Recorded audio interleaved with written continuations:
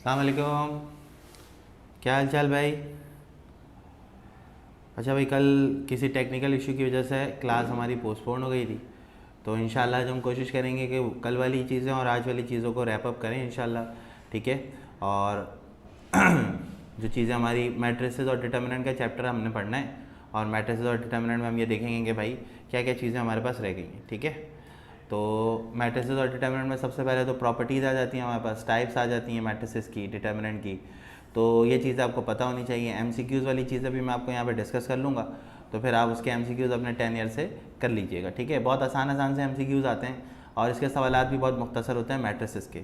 ठीक है। इसमें से एक सवाल जो है वो लाजमी हर साल आपसे पूछा जाता है कि क्रैमर रूल और मैट्रिक्स मेथड, जो कि सिस्टम ऑफ इक्वेशन को सॉल्व करने के लिए यूज़ किया जाता है। तो बेसिकली आज की क्लास में जो है ना, हम एक तो पास्ट पेपर्स की चीज़ें डिस्कस करेंगे और थोड़ी सी थ्योरी को भी हम देखेंगे कि थ्योरी इसके अंदर क्या क्या मौजूद है। ठीक है। तो स्टार्ट करते हैं। फिर चैप्टर हमारे पास है मैट्रिसेस और डिटर्मिनेंट के नाम से। ठीक है। देखिए भाई, सबसे पहले हम मैट्रिसेस को डिफ़ाइन कर देता हूँ मैं आपके लिए कि मैट्रिसेस क्या होते हैं। देखिए मैट्रिसेस हमारे पास बेसिकली क्या चीज़ है, सही है, एक रेक्टेंगुलर जो है ना वो एरे है जिसके अंदर हम लोग ना नंबर्स को रखते हैं। मिसाल के तौर पर मैं अगर आपसे बोलूँ कि ये मैट्रिक्स है तो ये बिल्कुल सही है, क्योंकि आप लोगों ने जो नॉर्मली सिंबल देखा हुआ है ना वो ये वाला देखा हुआ है। ठीक है। तो ये भी मैट्रिक्स का सिंबल होता है और ये भी मैट्रिक्स का सिंबल होता है। दोनों तरीके से आप मैट्रिक्स को क्या कर सकते हैं, रिप्रेजेंट कर सकते हैं। अब इनके अंदर क्या आएंगे, नंबर्स आएंगे 1 2 3 4 5 6। ठीक है। यहाँ पे भी नंबर्स आएंगे 1 2 3 6। ये पेन ख़राब हो गया क्या? ठीक है। अच्छा, अब इसके अंदर आपने एक चीज़ देखनी है कि भाई इस वाले को हम लोग क्या बोलते हैं, रॉ बोलते हैं। सही है, रॉ 1 है, ये रॉ 2 है। ठीक है। और ये वाली जो चीज़ है आपके पास, ये कॉलम 1 है और ये कॉलम 2 है और ये कॉलम 3 है। तो ऑर्डर जो होता है ना किसी भी मैट्रिक्स का, अगर मैं इसको ए बोल दूँ तो मेरे पास इस मैट्रिक्स का ऑर्डर क्या होगा, raw multiply by column. Raw multiply by column का मतलब होता है रॉ हमारे पास 2 हो गई, कॉलम हमारे पास 3 हो गए। तो ऑर्डर ऑफ मैट्रिक्स से हमारे पास 2 मल्टीप्लाई बाय 3 आ गया। सही है, ऑर्डर ऑफ मैट्रिक्स हमारे पास क्या आ गया, 2 मल्टीप्लाई बाय 3 आ गया। इसी तरह अगर आप यहाँ आ जाए तो this is raw 1, this is raw 2, this is column 1, column 2 and column 3। ठीक है। तो अभी भी अगर अब मैं ऑर्डर ऑफ मैट्रिक्स की बात करूँ तो रॉ मल्टीप्लाई बाय कॉलम, सही है, रॉ हमारे पास 2 हो गए, कॉलम हमारे पास 3 हो गए। तो मतलब सिंपली कहानी ये है कि दोनों चीज़ें यहाँ पे हमारे पास सेम है। तो आप ये बात समझ लीजिए यहाँ पे कि रॉ और कॉलम क्या चीज़ होती है। ठीक है। रॉ हमेशा क्या होता है हमारे पास, हॉरिजॉन्टल लाइन को हम लोग रॉ बोलते हैं, ये हॉरिजॉन्टल लाइन, ये वर्टिकल लाइन को हम लोग कॉलम बोलते हैं। ठीक है। तो वर्टिकल लाइन हमारे पास कॉलम है और हॉरिजॉन्टल लाइन हमारे पास क्या है, रॉस को कहते हैं। ठीक है। इससे भी एमसीक्यूज हमारे पास पेपर में आ जाता है कि भाई एक मैट्रिक्स दिया हुआ उसका ऑर्डर बता दें, ऑर्डर क्या होगा। तो ऑर्डर आपने देख लिया मैंने किस तरह से निकाला है, पहले रॉ को लिखते हैं, बाद में कॉलम को लिखते हैं। ठीक है। अच्छा, अब नेक्स्ट बात हम करेंगे, हाँ मैट्रिक्स की टाइप अभी बता रहा हूँ। ठीक है। कल बेटा कुछ टेक्निकल इशू हो गया था, इस वजह से क्लास जो है ना वो नहीं हो पाई थी हमारी। ठीक है। अच्छा, अब आ जाएं टाइप्स ऑफ मैट्रिक्स पे कि what is the types of matrix. मेरा पेन छूट रहा है, सही नहीं लिख रहा ये। अच्छा, अब देखें सबसे पहले हमारे पास एक होता है स्क्वायर मैट्रिक्स। एक स्क्वायर मैट्रिक्स वो होता है जिसके अंदर रॉ और कॉलम बराबर होते हैं। क्या होते हैं, रॉ और कॉलम बराबर होते हैं। ठीक है। जैसे आपके पास 2 2 3 और 3, तो इसके अंदर 2 रॉ हैं, R1 और R2, और 2 कॉलम हैं। तो डब्बा देखते ही आपको समझ में आ जाता है भाई रॉ और कॉलम इसमें जो है ना बराबर हैं। तो 2 रॉ और कॉलम बराबर हैं, तो इसका मतलब क्या हुआ हमारे पास, this is a square matrix. और रॉ और कॉलम सर बराबर ना हो तो फिर हम इसको क्या बोलते हैं भाई, फिर हम लोग इसको बोलते हैं भाई रेक्टेंगुलर मैट्रिक्स। सही है, बात समझ में आ गई। Row is not equal to column, इसका मतलब कौन सा मैट्रिक्स होगा, इसका मतलब होगा आपके पास कौन सा मैट्रिक्स, रेक्टेंगुलर मैट्रिक्स। ठीक है। अब आ जाए आप टाइप्स पे, types of square matrix.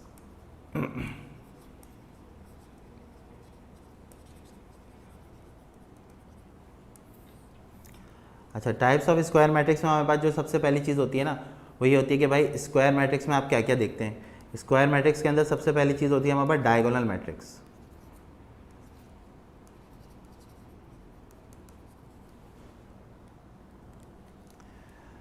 What is diagonal matrix? एक ऐसा मैट्रिक्स जिसके तमाम एलिमेंट ज़ीरो हो डायगोनल को छोड़ के, जिसके तमाम एलिमेंट क्या हो, ज़ीरो हो डायगोनल को छोड़ के, जैसे ये 2 और 5 और ये 0 0, इसका मतलब ये डायगोनल हो गया।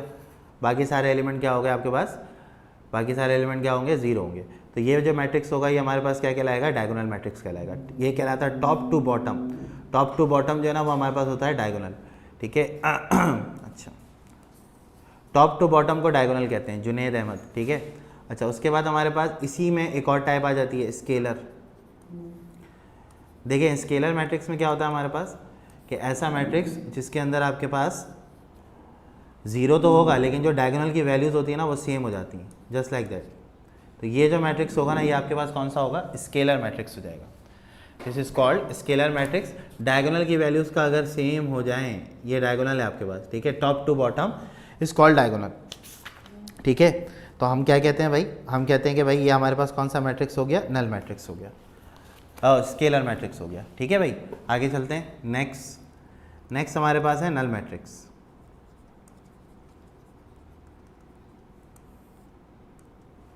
अच्छा, नल मैट्रिक्स क्या होता है, तमाम के तमाम एलिमेंट्स अगर 0 हो जाएं उस मैट्रिक्स को हम लोग कहते हैं नल मैट्रिक्स। इसको हम लोग O से रिप्रेजेंट करते हैं और नीचे छोटा सा 2 लिखते हैं।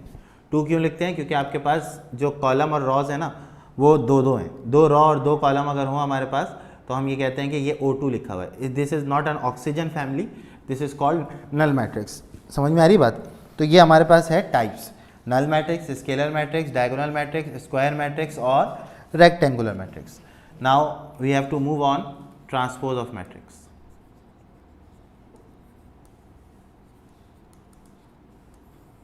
अब ट्रांसपोज क्या होता है मैट्रिक्स का, देखें ट्रांसपोज का मतलब ये होता है कि अगर मेरे पास कोई मैट्रिक्स दिया हुआ है 1 और 2 और मैं इसका ट्रांसपोज करूं तो बस ये करना ये होता है कि आप पोजीशन को तब्दील कर दें, मतलब जो कॉलम है उसको रॉ बना के लिख दें यहाँ पे, दैट्स इट।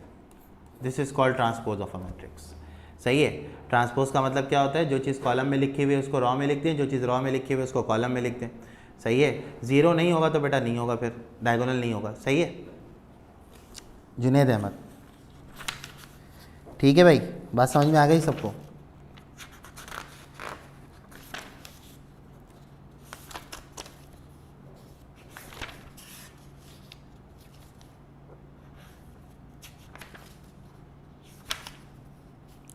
अच्छा अब अगली बात पे चलते हैं हम लोग। अब अगली चीज़ हमारे पास क्या है कि हमारे पास, ठीक है, अगली चीज़ हमारे पास क्या है कि क्या पूछ रहे हैं बेटा आप, ठीक है। तो हमारे पास जो कहानी है ना इसके अंदर वो यही होगी कि भाई आप देख लें कि आप किस तरह से मैट्रिसेस के अंदर टाइप्स को हमने पढ़ा है। अब अगली चीज़ हमारे पास है इक्वालिटी ऑफ मैट्रिक्स।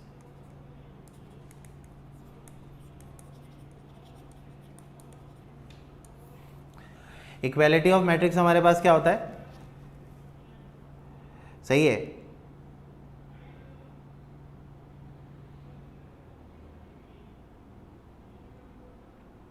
अच्छा इसके अंदर होता ही है कि भाई दो मैट्रिक्स आपस में क्या होते हैं, बराबर होते हैं। कब बराबर होते हैं भाई, उस वक्त बराबर होते हैं जब हमारे पास दोनों के ऑर्डर बराबर हो, ठीक है। मतलब इसके अंदर 2 रॉ 2 कॉलम है, रॉ 1 है, ये रॉ 2 है, ठीक है, और ये कॉलम 1 है और ये कॉलम 2 है। इसी तरह अगर मैं यहाँ पे लिख दूँ 3 5 4 3 और 2, तो अब क्या होगा अब क्या होगा हमारे पास, अब क्या होगा हमारे पास बेसिकली, देखो दोनों मैट्रिक्स आपस में बराबर हैं। इसका रॉ इसके कॉलम और इसके रॉ इसके कॉलम आपस में क्या है, बराबर है। सही है, ठीक है भाई। तो ये हमारे पास कहानी ये है कि भाई देखें यहाँ पे जब आप इसको कंपेयर करेंगे, तो आप यहाँ देखें ए की वैल्यू 5 है, बी की वैल्यू 4 है, सी की वैल्यू 3 है और डी की वैल्यू 2 है। तो बेसिकली क्या हुआ आपके पास, A is equal to 5, B is equal to 4, C is equal to 3 और D is equal to 2। Equal होंगे तो हम इस तरह से वैल्यूज़ कैलकुलेट करके, सही है, निकाल सकते हैं। ठीक है भाई, चलें नोट कर लें इसको, आगे चलते हैं फिर।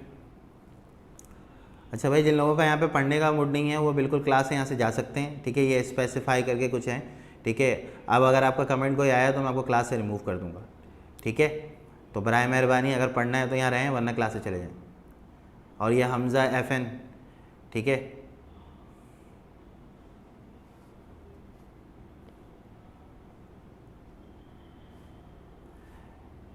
चलो भाई,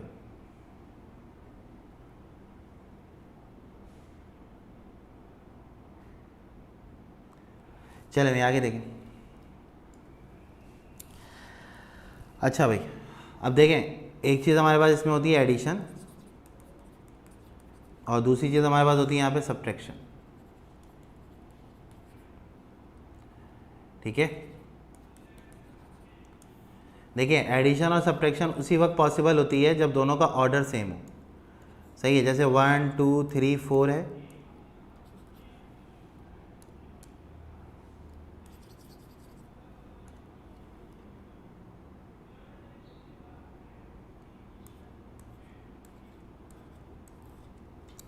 और एक बी है आपके पास 2 4 6 और 9। ठीक है, और आप इन दोनों को ऐड करना चाह रहे हैं, तो पहले तो आप ये देख लें कि दोनों का ऑर्डर सेम है या नहीं है। ठीक है, तो अगर दोनों का ऑर्डर सेम नहीं है तो फिर हम इसको ऐड नहीं कर सकते। देखें, इसके अंदर भी 2 रॉ 2 कॉलम है, इसके अंदर भी 2 रॉ और 2 कॉलम है, तो इसका मतलब ये हुआ कि हम इसको ऐड कर सकते हैं।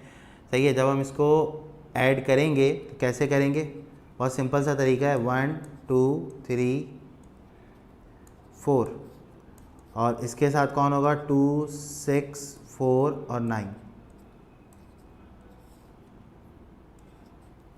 अब जब आप ऐड करेंगे ना, तो ऐड करने के लिए तरीकाकार क्या होगा कि आप सामने वाले को सामने वाले में ऐड कर दें। ठीक है, बस सिंपल सी टेक्निक है।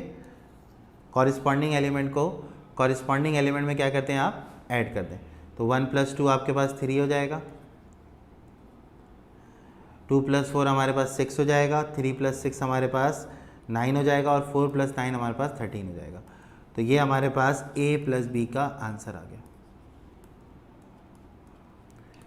ठीक है, यही सेम काम हम सब्ट्रैक्शन में भी करेंगे। सही है भाई, सबको बात क्लियर हो गई? एडिशन वाली बात सबको क्लियर हो गई ना? ठीक है, अच्छा एक बात और बता देता हूँ यहाँ पे, देखो A + B का जो भी रिजल्ट होगा वो B + A का भी होगा। For any matrix A + B बराबर होगा किसके, B + A के। ठीक है भाई, A + B is always equal to B + A। ठीक है, चलें आगे चलें, नेक्स्ट देखिएगा। अगली चीज़ हमारे पास होती है डिटर्मिनेंट।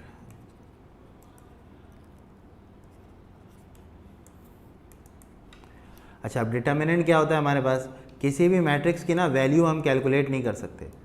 मतलब वो इस तरह लिखा हुआ है 1 2 3 और 4, तो हम इसकी वैल्यू को कैलकुलेट नहीं कर सकते। अब अगर हम इसकी वैल्यू को कैलकुलेट नहीं कर सकते तो फिर साइंटिस्ट ने क्या किया है, सही है, तो साइंटिस्ट ने इसके लिए एक मेथड बनाया है जिससे हम क्या करते हैं, डिटर्मिनेंट की वैल्यूज़ को कैलकुलेट करके निकालते हैं। ठीक है, मैट्रिक्स की वैल्यू को कैलकुलेट करते हैं। हम क्या करते हैं, इसको डिटर्मिनेंट में कन्वर्ट करते हैं, 1 3 2 और 4।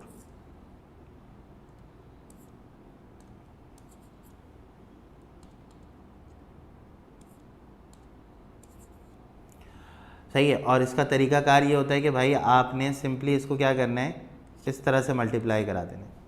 पहले आप लेफ़्ट जाते हैं, फिर आप राइट जाते हैं। तो लेफ़्ट से करेंगे तो क्या होगा हमारे पास, डिटर्मिनेंट ऑफ A 4 × 1 और 3 × 2, दरमियान में माइनस का साइन होता है। तो डिटर्मिनेंट ऑफ A कितना आ गया, 4 - 6, यानी कि डिटर्मिनेंट ऑफ A की वैल्यू -2 आ गई। क्लियर हो गई सबको बात? हाँ, वैल्यू कैलकुलेटर कर सकते हैं, बिल्कुल कर सकते हैं वैल्यू कैलकुलेटर। इसके बाद इंशाल्लाह पढ़ाऊँगा मैं लॉग का चैप्टर अफीरा। सही है, समझ आ गई बात? अच्छा, अब इसके लिए ना उसने MCQs में एक दफ़ा एक फार्मूला पूछा था। क्या फार्मूला पूछा था वो देखो ज़रा। उसने कहा भाई एक मैट्रिक्स है A आपके पास, ABCD, इसके डिटर्मिनेंट की वैल्यू बताओ क्या होगी। तो भाई इसके डिटर्मिनेंट की वैल्यू होती है AD - BC। पहले आप लेफ़्ट से जाओगे, सही है, इस तरह, फिर आप राइट से जाओगे इस तरह। ठीक है, तो AD - BC का मतलब हुआ, सही है बेटा, अभी तो कोई कंफर्मेशन नहीं है, डेट आ जाएगी इंशाल्लाह। कंफर्म तो यही है कि आप लोग के पेपर जून में ही होंगे। ठीक है, तो आप अपनी तैयारी पूरी रखें कि जून में जो है ना वो पेपर आपके होंगे। ठीक है, चलें, ठीक है, ये MCQs वाली बात नोट कर लीजिएगा, ये MCQs में आया हुआ, और जो टाइप्स मैंने आपको पढ़ाई हैं वो आपके MCQs में आपको मिल जाएगी इंशाल्लाह। ठीक है, चलिए, अब इसी से रिलेटेड एक चीज़ है, that is singular matrix. Singular matrix क्या होता है? जिसका डिटर्मिनेंट, जिस मैट्रिक्स का डिटर्मिनेंट 0 हो जाए वो सिंगुलर होता है, और जिसका डिटर्मिनेंट नॉन ज़ीरो हो, नॉट इक्वल टू 0, वो नॉन सिंगुलर होता है। मिसाल के तौर पर मेरे पास एक मैट्रिक्स लिखा हुआ है,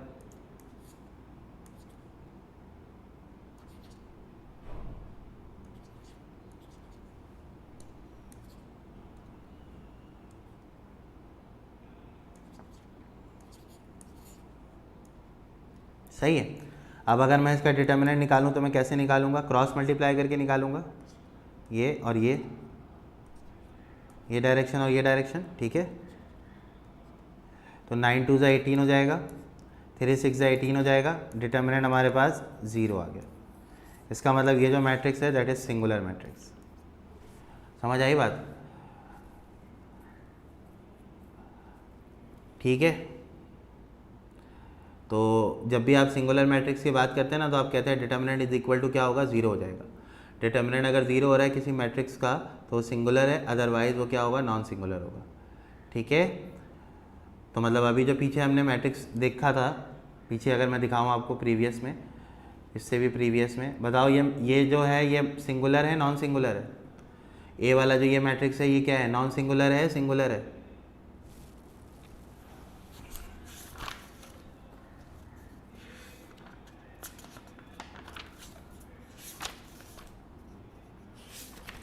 हाँ भाई, क्या है? नॉन सिंगुलर है, क्योंकि इसकी वैल्यू 0 नहीं आ रही। 0 के अलावा कुछ भी आ जाए, पॉजिटिव नेगेटिव कुछ भी आ जाए, that is also called a कौन सा मैट्रिक्स होगा भाई?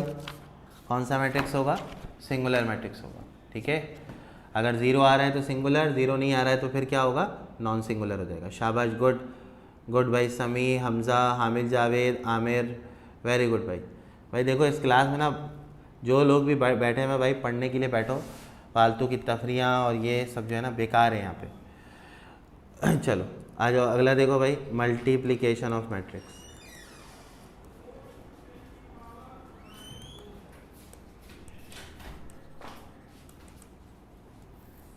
सही है। मल्टीप्लिकेशन ऑफ मैट्रिक्स क्या है हमारे पास? ठीक है। अगर मैं कोई मैट्रिक्स लूँगा, अच्छा कंडीशन क्या होती है? किसी को कंडीशन पता है? सही है। कुछ भी आ जाए जुनेद, होल नंबर आ जाए, नॉन होल नंबर आ जाए, 0 आया तो सिंगुलर होगा, अदरवाइज नॉन सिंगुलर होगा। किसी को कंडीशन पता है कि मल्टीप्लाई मैट्रिक्स को कब करते हैं? हाँ भाई जल्दी से बताओ भाई, शाबाश।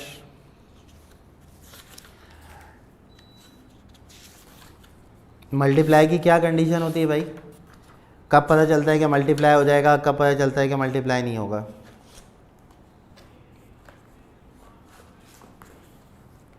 हाँ भाई,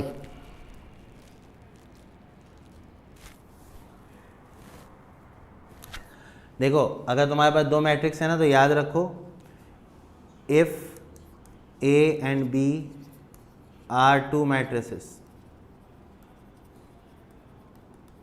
then column of A is equal to row of B. समझ में आई बात? मतलब अगर ए का कॉलम और बी का रॉ बराबर होगा, ए का कॉलम और बी के रॉ बराबर होगा, तो हमारे पास ये मैट्रिक्स कहलाएगा सिंगुलर, अदरवाइज ये क्या होगा? नॉन सिंगुलर हो जाएगा। ठीक है, बात समझ में आ रही है? तो अगर आपके पास, हाँ पहले जब रॉ एंड कॉलम इक्वल हो, नहीं जुनेद गलत बता रहे हो, number of column of first matrix is equal to number of row of second matrix. ये मोहम्मद उस्मान ने बताया, बिल्कुल सही बताया इस बच्चे ने। इसको और अच्छे से लिख लो और आसानी से लिख लो, तो क्या मतलब है कि पहले का कॉलम, मतलब ए और बी अगर दो मैट्रिक्स हैं तो ए पहले है बी बाद में, तो column of A is equal to row of B. पहले का कॉलम दूसरे का रॉ दोनों क्या होंगे? बराबर होंगे। ठीक है। अच्छा नेक्स्ट देखो, समझाता हूँ बेटा। देखो ए इज इक्वल टू क्या हो गया तुम्हारे पास? 3 और 2 हो गया।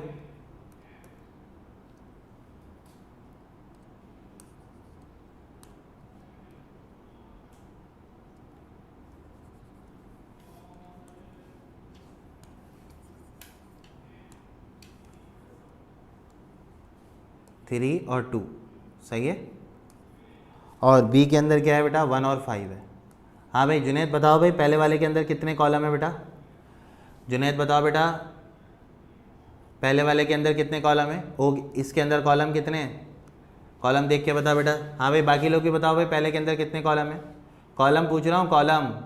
कॉलम क्या होता है? वर्टिकल लाइन होती है, और रॉ क्या होता है? हॉरिजॉन्टल लाइन होती है। समझ आ रही है बात? हाँ शाबाश, ये कॉलम नंबर 1 है, ये कॉलम नंबर 2 है। तो कॉलम कितने हो गए? कॉलम हो गए 2, कॉलम हो गए 2। सही है। अच्छा अब देखो इसके अंदर 2 कॉलम है। हाँ शाबाश जुनेद। अच्छा अब इसके अंदर रॉ कितने? दूसरे वाले के अंदर रॉ कितने? हाँ भाई कितने? ये रॉ 1 हो गया, ये रॉ 2 हो गया, तो रॉ इसमें है 2। तो देखो इसका कॉलम इसके रॉ बराबर हैं। Column of A is equal to row of B, इसका मतलब दोनों आपस में क्या होंगे? मल्टीप्लाई हो जाएंगे। ठीक है, क्लियर हो गई बात? अच्छा देखो आप मल्टीप्लाई कैसे करोगे? मल्टीप्लाई का भी मेथड देख लो। मल्टीप्लाई में क्या करोगे? देखो ये तुम्हारे पास यहाँ से रॉ चलती है और यहाँ से क्या चलता है? कॉलम चलता है। तो 3 मल्टीप्लाई होगा किससे? 1 से।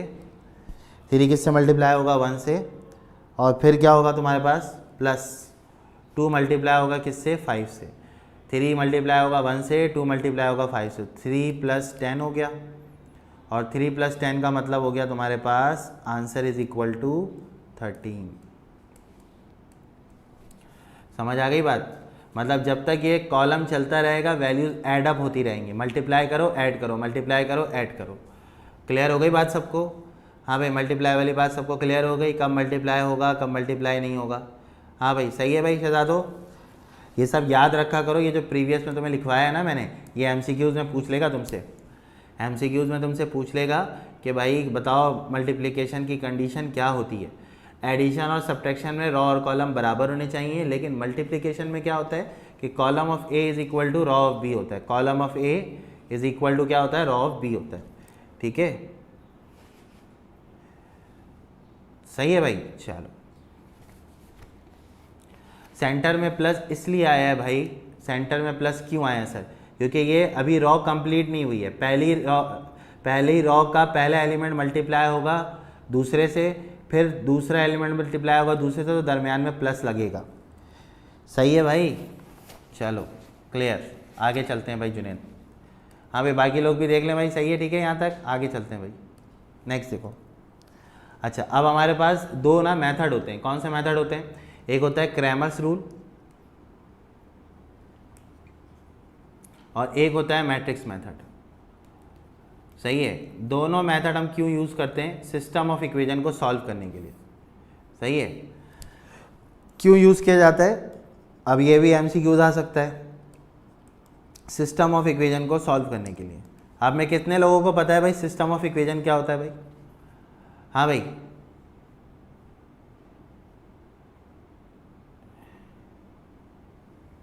ठीक है, बताओ भाई सिस्टम ऑफ इक्वेशन क्या होता है? मैंने तो ये बता दिया ना, सिस्टम ऑफ इक्वेशन को यूज़ करते हैं ताकि हम मैट्रिक्स को सॉल्व कर सकें। क्रैमर रूल और matrix method. System of equation क्या चीज़ है? हाँ भाई सिस्टम ऑफ इक्वेशन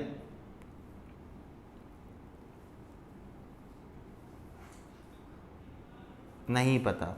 चलें, जब भी आपको 2 इक्वेशन लिखी हुई नज़र आ जाए ना, 2x + 3y = 10, 5x + 2y = 5, this is called system of equation.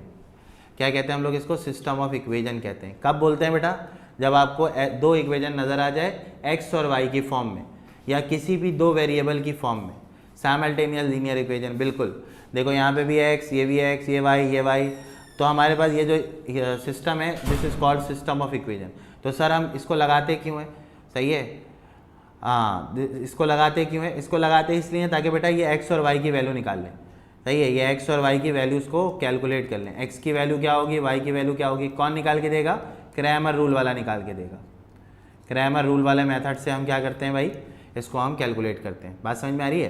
तो क्रैमर रूल से याद रखो, हम लोग क्या करते हैं सिस्टम ऑफ इक्वेशन में अननोन वेरिएबल की वैल्यू को कैलकुलेट करते हैं। अभी मैं इसके सवाल भी कराता हूँ तुम्हें, पास पेपर के भी सवाल करेंगे इंशाल्लाह हम। ठीक है, चलो अब देखो, तुम्हें कभी भी क्रैमर रूल से कोई सवाल सॉल्व करना हो तो तुम कैसे करोगे?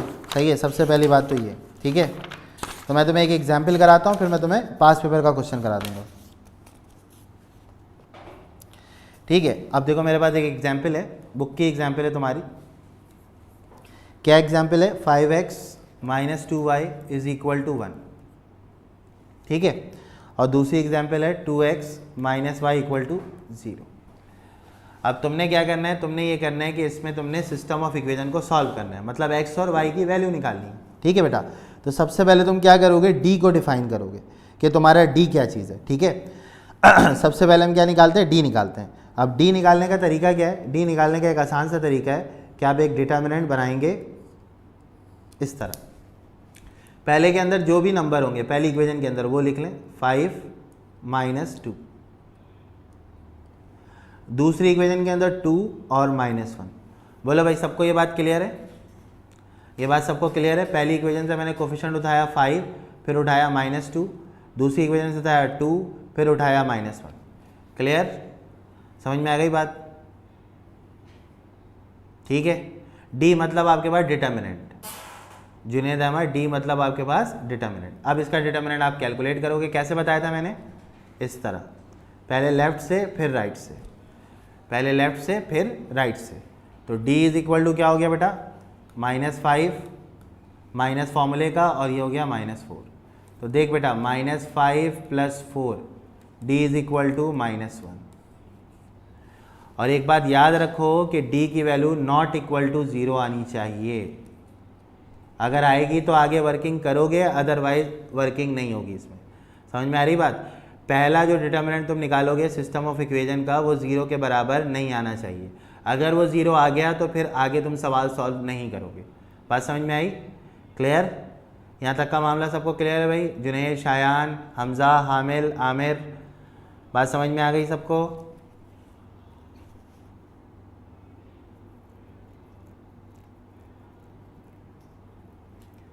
ठीक है, आगे चलें।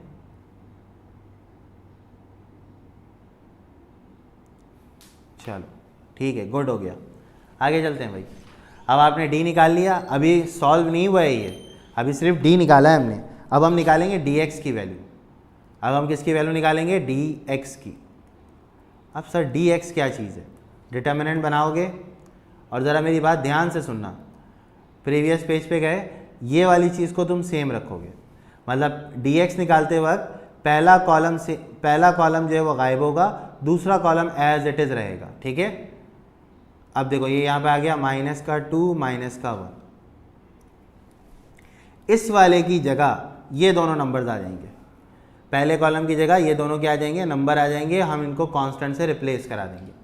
ठीक है, कांस्टेंट क्या था, 1 और 0।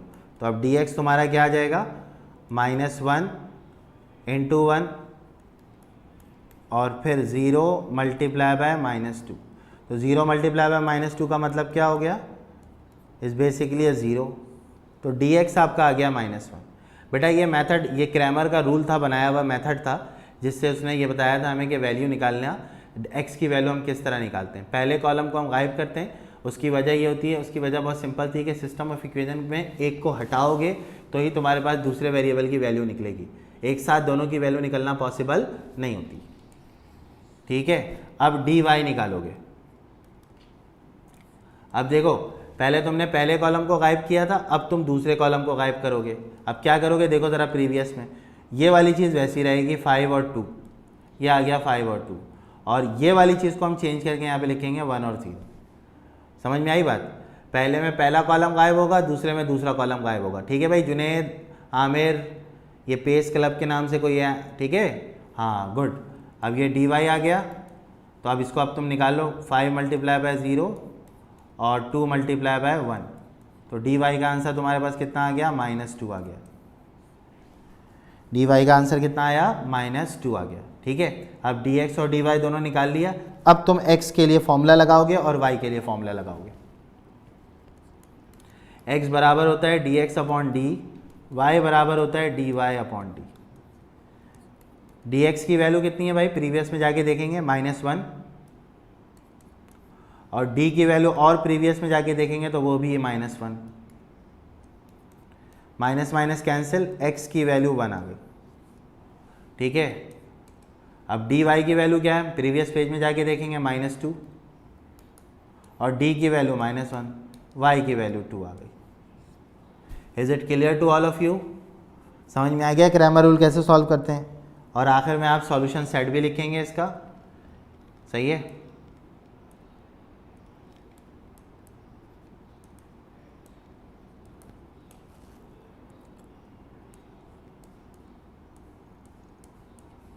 This is your final answer.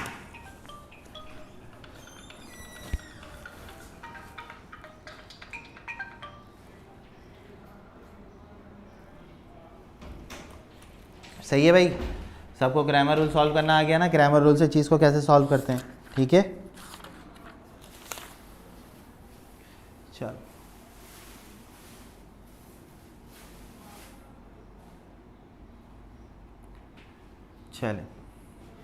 चलो भाई जल्दी से नोट करो इसको, फिर आगे चलते हैं। भाई ये पास पेपर का एक क्वेश्चन करते हैं।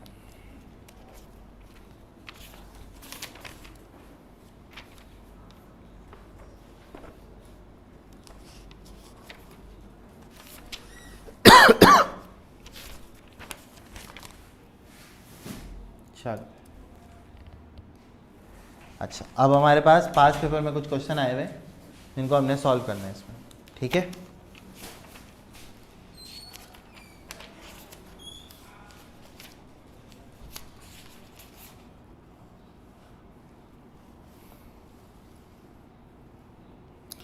अच्छा देखो, सबसे पहले एक क्वेश्चन उन्होंने दिया है 8x - 4y = 2 और x + 2y = 4। इसमें आपने क्या करना है, हाँ दिखा देता हूँ, ये लो बेटा, ये वीडियो है जो है, ठीक है, ये आपके ग्रुप में आज डल जाएगी, कोई इशू की बात नहीं है। वहाँ से आप जितनी दफ़ा चाहें उतनी दफ़ा आप क्या कर सकते हैं, इसको देख सकते हैं, ठीक है। चलो अब देखो भाई, d की वैल्यू निकालोगे सबसे पहले 8 - 4 1 और 2, ठीक है।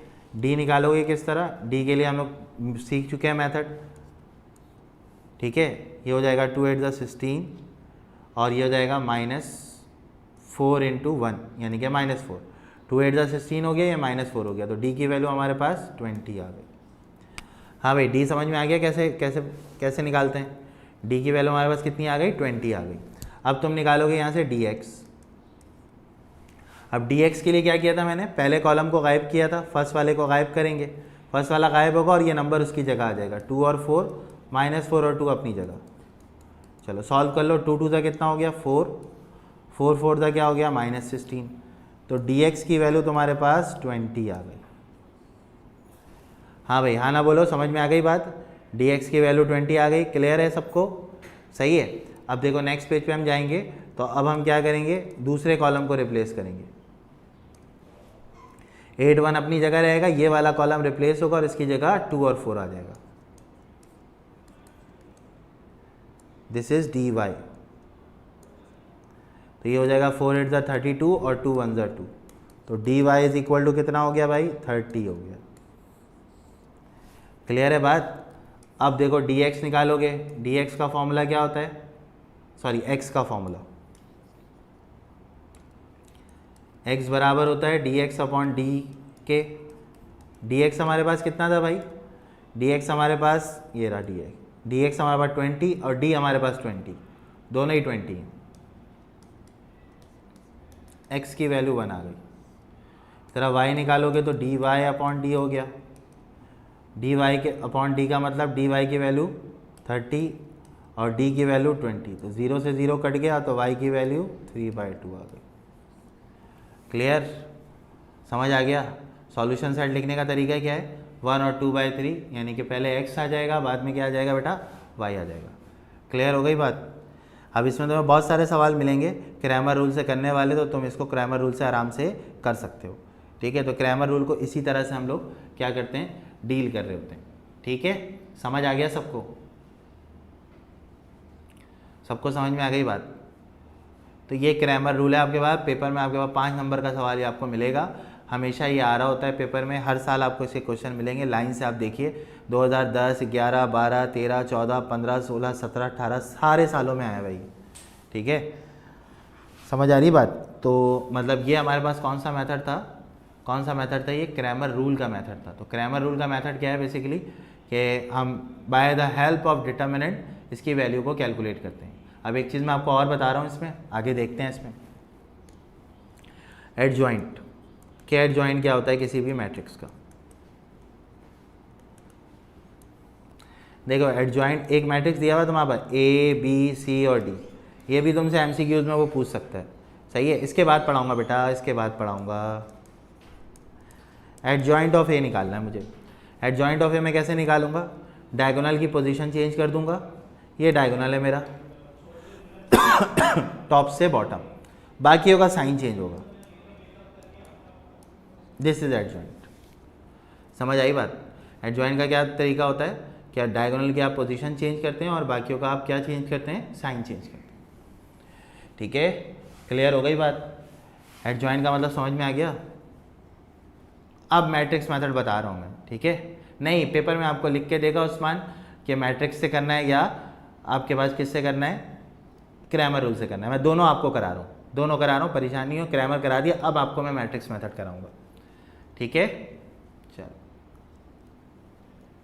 अब देखो, इसमें अगली चीज़ आपके पास होती है, आपको इन्वर्स निकालना आना चाहिए। How to find the inverse of a matrix, ठीक है, वो भी देख लो कैसे निकालते हैं।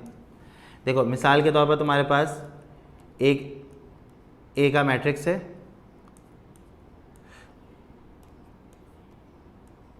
ये 3 लिखा हुआ है। आप पहले इसके क्या निकालिए, डिटर्मिनेंट निकालिए। डिटर्मिनेंट क्या होगा, 4 - 6 इज इक्वल टू -2, ठीक है।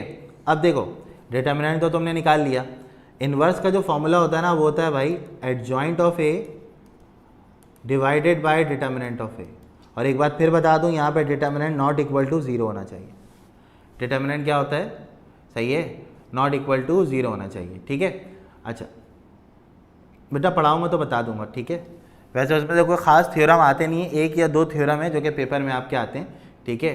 तो उसके लिए सारे थ्योरम्स को पढ़ाना तो मुनासिब नहीं होगा, ठीक है। तो जो भी आता होगा मैं आपको बता दूंगा, शमाइला का फील, ठीक है। चलो अच्छा, अब हमने करना है क्या, एडजॉइंट निकालना है हमने सबसे पहले। नहीं, दोनों में से एक मेथड से ही करना होगा, ठीक है, वो आपको बताएगा लेकिन कौन से मेथड से आपको करना है। अब एडजॉइंट निकाल दें आप। एडजॉइंट कैसे निकालते हैं, मल्टीप्लिकेटिव इन्वर्स नहीं है बेटा, ये सिंपल इन्वर्स कहलाता है, ठीक है। मल्टीप्लिकेटिव एडिटिव अलग होता है। एडजॉइंट में क्या बताया था मैंने, पोजीशन चेंज करते हैं डायगोनल की और बाकियों का साइन चेंज करते हैं।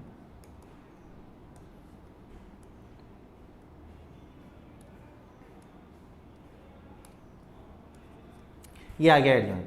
तो इन्वर्स क्या करोगे, ऊपर एडजॉइंट रखोगे, नीचे क्या रखोगे, डिटर्मिनेंट रखोगे। तो 4 - 2 - 3 1 और डिवाइडेड बाय क्या होगा बेटा, -2।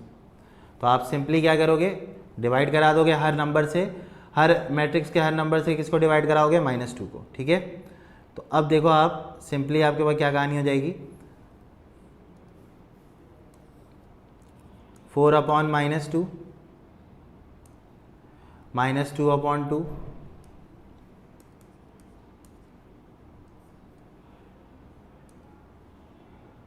ठीक है, -2/-2 -3/-2 और 1/-2, ठीक है। अब देखो ये 2 1 ज़ा 2 2 2 ज़ा 4 हो गया, 2 से 2 कट गया, माइनस से माइनस भी कट गया, माइनस से माइनस भी कट गया। आंसर तुम्हारे पास क्या आ गया, -2 1 3/2 और -1/2, सही है। ये बेटा मैंने अपने पास से लिया है समझाने के लिए एज एग्जाम्पल, ठीक है। क्लियर हो गई बात। चल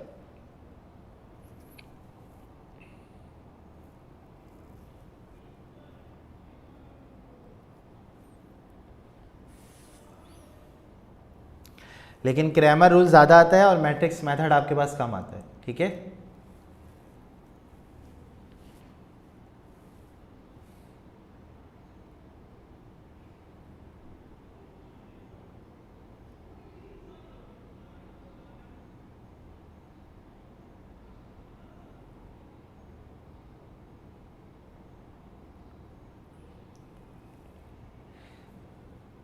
सही है भाई।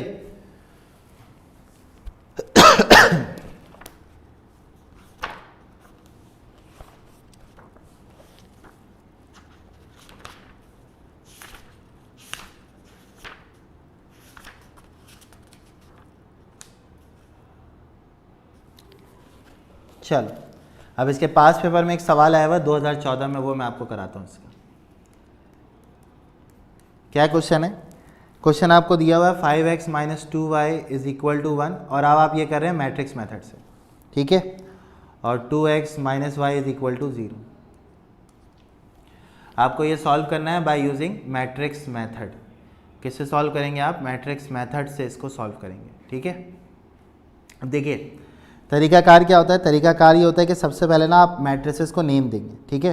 मैट्रिसेस को क्या करेंगे, सबसे पहले तो आप इसको ट्रांसफॉर्म करें मैट्रिक्स में। कैसे करेंगे देखिए ज़रा।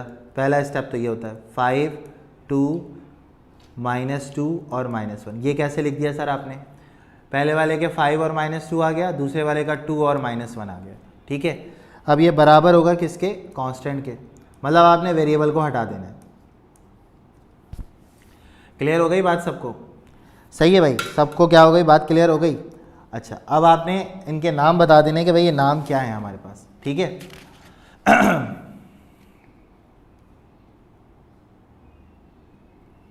बेटा फॉर्मूला होता है जुनेद, ए इनवर्स का फॉर्मूला होता है adjoint of A divide by determinant of A, ठीक है जुनेद अहमद। चलो नेक्स्ट देखो। अब आप नाम देंगे पहले वाले को, ठीक है, जो मैट्रिक्स का आपने डब्बा बनाया है ए वाला, उसको आप क्या बोलेंगे? 5 2 -2 और -1। जो वेरिएबल का डब्बा है उसको आप x नाम देंगे, x और y, दो वेरिएबल थे वो दोनों यहाँ आ गए। उसके बाद कांस्टेंट का डब्बा है उसको आप b नाम देंगे, सही है।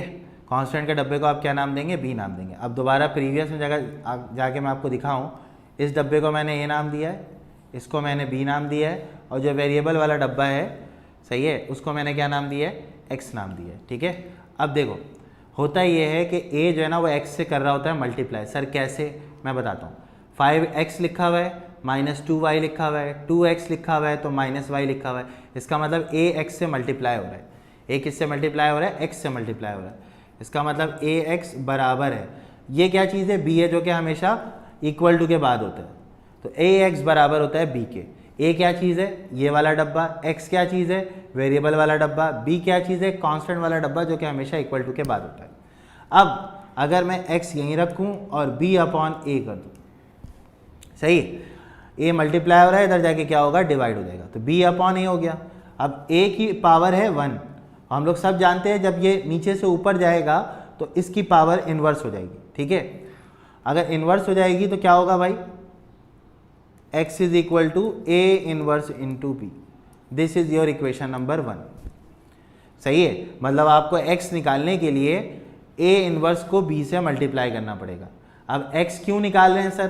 तो ज़रा अगर मैं प्रीवियस पेज पे आपको दिखाऊं जाके, x का मतलब वो डब्बा है, x का मतलब वो डब्बा है भाई जिसके अंदर क्या मौजूद है? वेरिएबल मौजूद है, और इसी वेरिएबल की वैल्यू मुझे चाहिए।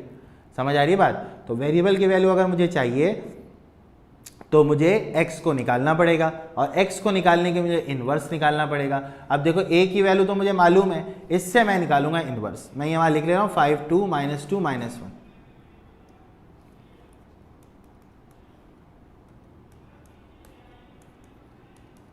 इसका मैं निकालूंगा इन्वर्स, जिसके लिए मुझे सबसे पहले इसका डिटर्मिनेंट निकालना है। 5 2 -2 -1, ये हो गया -5, ये हो गया -4, 2 2 ज़ा 4 यानी कि माइनस के साथ माइनस माइनस प्लस हो गया, तो डिटर्मिनेंट की वैल्यू -1 आ गई। अब क्या निकालते हैं भाई? अब निकालते हैं हम लोग एडजॉइंट। एडजॉइंट का तरीका क्या बताया था? डायगोनल की पोजीशन चेंज कर दो, -1 और 5 हो गया, और फिर बाकियों का साइन चेंज कर दो, 2 और -2 हो गया। अब हमने निकालना है ए इनवर्स, जो कि होता क्या है? Adjoint of A divide by determinant of ए। -1 -2 2 और 5 डिवाइडेड बाय -1। अब सबको अगर आप -1 से डिवाइड करेंगे ना, तो सिंपल ये होगा कि सबका साइन सिर्फ चेंज हो जाएगा।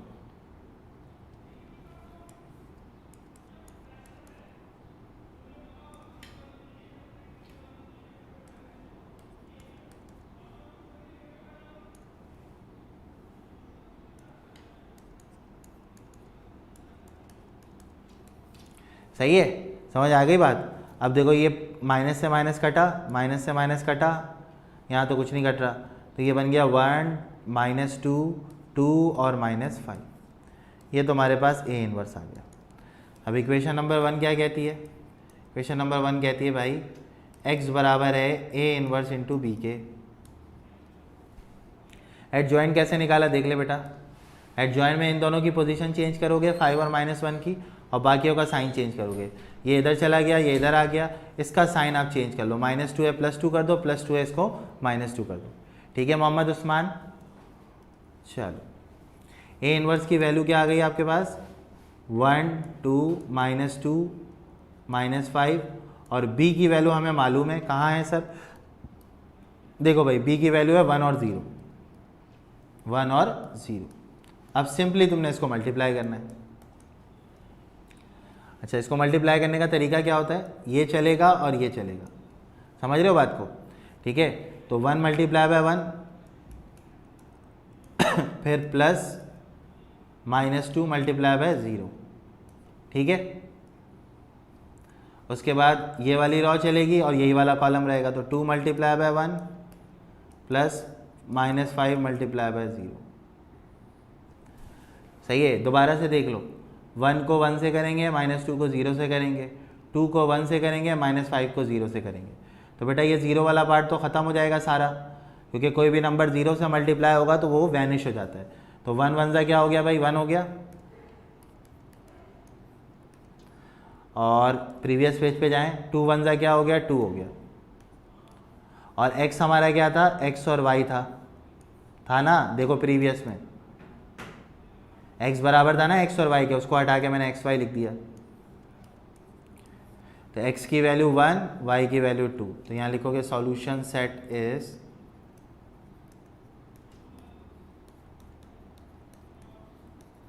वन और 2। समझ आ गई बात?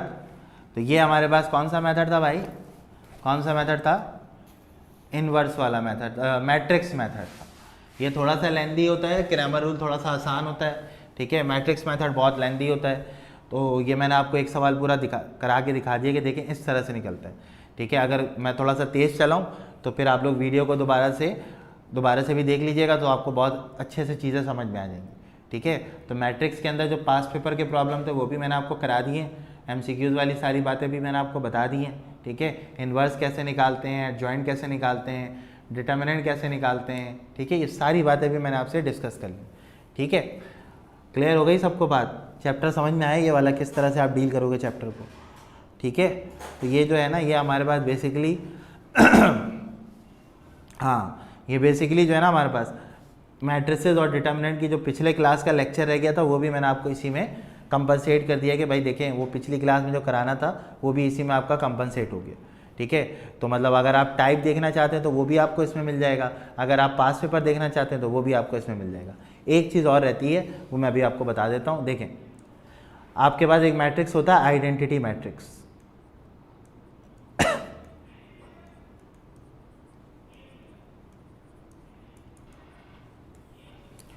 सही है?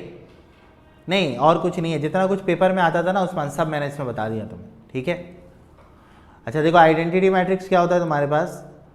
कि ऐसा मैट्रिक्स जिसके अंदर डायगोनल में 1 हो, बाकी सारे एलिमेंट 0।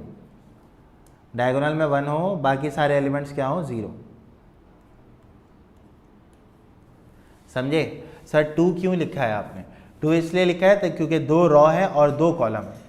2 रॉ है और 2 कॉलम है, इस वजह से मैंने I2 लिख के इस बात को इंडिकेट किया है कि इस मैट्रिक्स के अंदर 2 रॉ और 2 कॉलम मौजूद हैं। क्लियर हो गई बात? सही है? नहीं, कल क्लास नहीं होगी, कल तो जुम्मा है ना, जुम्मे वाले दिन तो क्लास हमारी नहीं होती है, बुध और जुमरात को होती है। अब मेरी अगली क्लास अगले हफ्ते बुध वाले दिन ही होगी। ठीक है, बुध वाले दिन मेरी क्लास होगी, तो फिर इंशाल्लाह उसमें हम आगे के चैप्टर्स को देखेंगे कि क्या क्या चैप्टर्स जो है ना वो हमारे पास हैं। ठीक है, तो आइडेंटिटी मैट्रिक्स समझ में आ गया ना सबको? आइडेंटिटी मैट्रिक्स क्या होता है? एक ऐसा मैट्रिक्स जिसमें डायगोनल के सिर्फ कहाँ पे 0 होता है, डायगोनल के अलावा बाकी सारे एलिमेंट 0 होंगे, लेकिन शर्त ये होती है, हाँ इसे यूनिट मैट्रिक्स भी कहते हैं, आइडेंटिटी भी बोलते हैं और यूनिट भी बोलते हैं। लिख लो इसके आगे, यूनिट का मतलब 1 होता है, इस वजह से इसको यूनिट मैट्रिक्स भी बोलते हैं। ठीक है, तो क्लियर हो गई हो उम्मीद है, बात सारी बातें समझ में आ गई। सही है, लेक्चर समझ में आ गया कि किस तरह के लेक्चर मतलब चीज़ें हमारे पास मैट्रिसेस में आ रही होती हैं। ठीक है, तो ये आप याद रखिएगा, इन चीज़ों को आपने किस तरह से पेपर में डील करना है। और बहुत आसान सा चैप्टर होता है ये, सवाल इसमें से एक लाजमी आता है। ठीक है, अगले चैप्टर के बारे में मैं आपको खुद अपडेट कर दूंगा कि भाई कौन सा चैप्टर हम लोग अगला पढ़ेंगे। ठीक है, चलें, जज़ाकल्लाह, अस्सलाम वालेकुम, अल्लाह हाफिज़।